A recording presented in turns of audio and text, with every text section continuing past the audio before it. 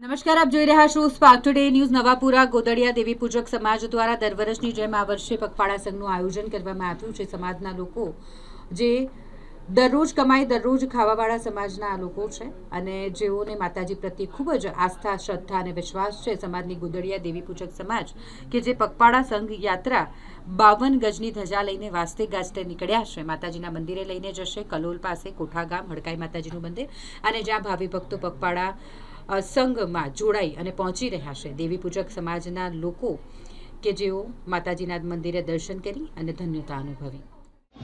ગોદડિયાવાસ Lata number 1 અને 2 દ્વારા દેવી પૂજક સમાજ દ્વારા કોઠાથી પગપાળા યાત્રા સંઘનું આયોજન કરવામાં આવેલ છે। જે આજે કેટલી મોટી સંખ્યામાં ભાવિક ભક્તો અહીંયા ઉપસ્થિત 5000 સમાજ દેવી પૂજક સમાજ પગપાળા યાત્રામાં જોડાવેલ છે। જે આ સંઘ કઈ જવાનો ને કયા બાજુ જવાનો છે? નવાપુરાથી કોઠા મુકામે સંઘ જશે। આ કઈ માતા છે? ફળકમયમાં દાદા રામજીની દેવી। જી, તમારું નામ? ભાવેશભાઈ રબારી તથા વિજયભાઈ ભગત તથા દેવી પૂજક સમાજના સહમંત્રીગણ તથા ભાવિક ભક્તો। આજે માતાની ધજા નીકળે છે નવાપુરા ગોદડિયાવાસમાંથી લતા નંબર 1 લતા નંબર 2 બહુ મોટો આયોજન છે અને માતાનો બહુ મોટો વરઘોડો છે। આ કેટલી મોટી સંખ્યામાં ભાવિક ભક્તો પગપાળા યાત્રાએ નીકળે છે? 20,000 પબ્લિક હશે। આ કઈથી ના પગપાળા યાત્રામાં સંઘમાં જોડાય છે લોકો?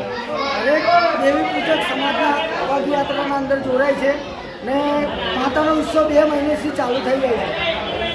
ને આ સંઘ કઈ જવાનો ને કઈ દુકાને જશે? આ કોઠા ગામ છે, કડી કલોલ કરીને આવી છે તો ત્યાં જઈને રવિવારે ત્યાં માતાની ધજા ચડાય છે। પગયાત્રા છે આજે વડોદરાથી ચાલુ થશે તો રવિવારે ધજા ચડાય છે। આ માતા પ્રત્યે તમને વિશ્વાસ, શ્રદ્ધા ને શું સંદેશો આપવા માંગો આના છો? લીધે તો ધ્યાન આપી દે અમારી સમાજ। જી, તમારું નામ? અજયભાઈ